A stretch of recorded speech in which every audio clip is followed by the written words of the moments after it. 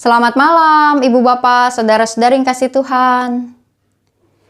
Di jalan-jalan ada banyak pelanggaran lalu lintas yang bisa kita dapati, baik di jalan kecil maupun di jalan besar, di jalan yang ramai maupun di jalan yang sepi, bahkan di jalan tol. Mudah bukan menemukan orang yang melanggar. Kenapa orang melanggar? Kenapa kita melanggar? Tentu ada berbagai alasan dan penyebab. Beberapa di antaranya karena tidak peduli dan tidak mau tahu tentang peraturan jalanan seperti miliknya sendiri. Yang kedua, karena tidak tahu peraturannya. Tidak tahu ada rambu dilarang berputar, tapi lalu berputar. Mungkin karena rambunya tertutup pohon. Atau ya karena memang biasa lewat, tiba-tiba ada rambu, sudah tidak boleh memutar. Kita tidak tahu.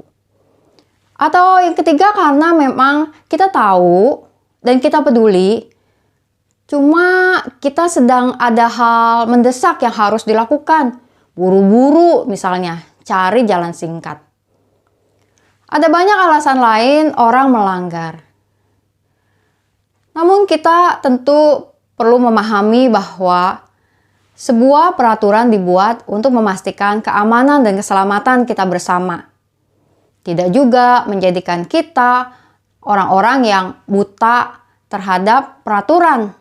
Dan juga bukan menjadi orang-orang yang kemudian secara plek-plek-plek melakukan semua peraturan yang akhirnya menyengsarakan kita dan sekitar kita. Kita perlu melihat apa yang ada, apa yang semestinya, apa yang baiknya, dan juga apa yang mendatangkan kemudian keadaan bersama yang lebih baik. Lalu bagaimana dengan kehidupan kita di dalam Tuhan?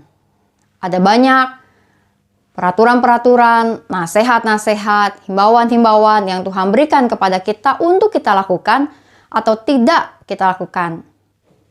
Apakah kita menjadi orang-orang yang menurut dengan Allah atau melanggar karena kita tidak mau tahu dengan firman yang ada, atau kita memang sama sekali tidak tahu karena kita tidak belajar, atau karena kita punya pertimbangan-pertimbangan sendiri, atau karena hal yang lain.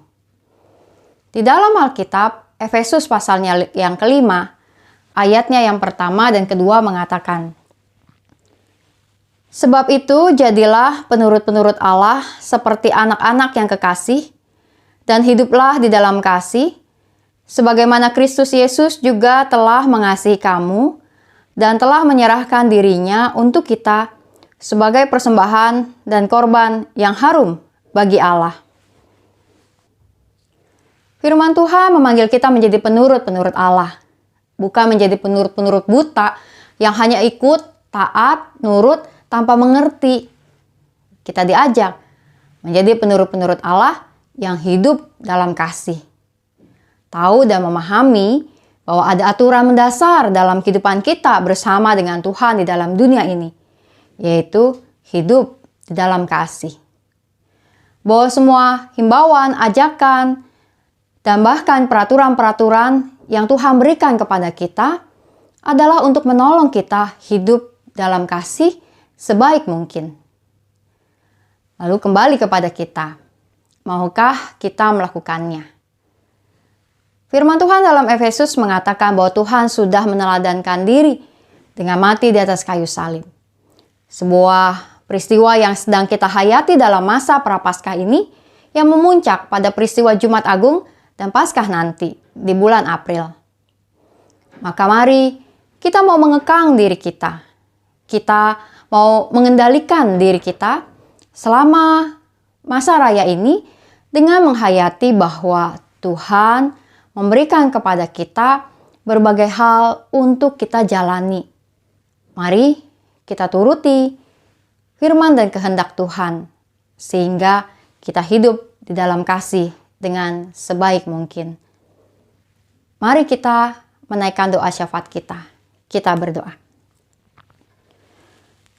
Tuhan yang Maha Kasih, kami datang ke hadapan hadirat-Mu pada saat ini Tuhan.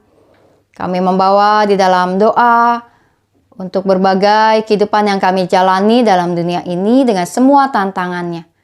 Biar kami mampu menjadi penurut-penurut-Mu Tuhan yang mengikuti kehendak dan rencana-Mu, apapun itu. Sekalipun terkadang kami sulit memahami dan kami merasa ada tantangan untuk melakukan kehendak-Mu. Tuhan, biarlah dalam kerendahan hati di masa Raya Paskah ini kami mau membawa diri kami dalam kerendahan hati di hadapan kehendak rencana-Mu. Kami berdoa untuk panitia Paskah di dalam pelayanan yang dijalani.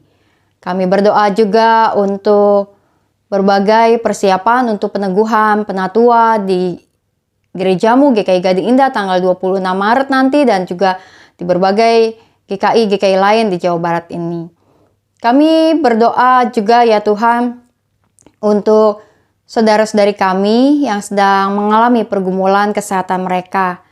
Kami berdoa untuk Ibu Oktarina, untuk kemoterapi dari Ibu Kesia Nathanael, untuk pemulihan operasi dari Ibu Dewi Kumalasari di Penang, untuk Ibu Linawati Setiadi, pemulihan tangannya akibat jatuh, juga untuk Ibu Hiani pemulihan tangan di dalam setelah ia jatuh.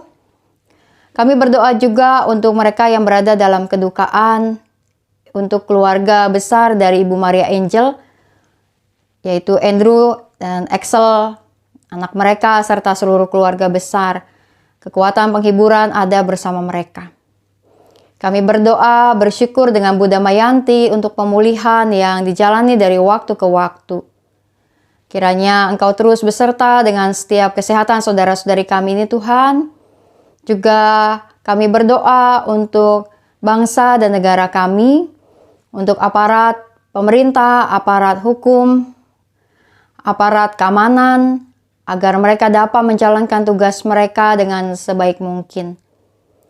Tuhan, sertai kami di dalam kehidupan kami, di hari ini, di malam ini, bahkan juga dalam hari-hari kami ke depan. Banyak hal yang terus kiranya berjalan baik, karena Engkau ya Tuhan yang menopang kami. Dalam nama Tuhan Yesus kami berdoa. Amin.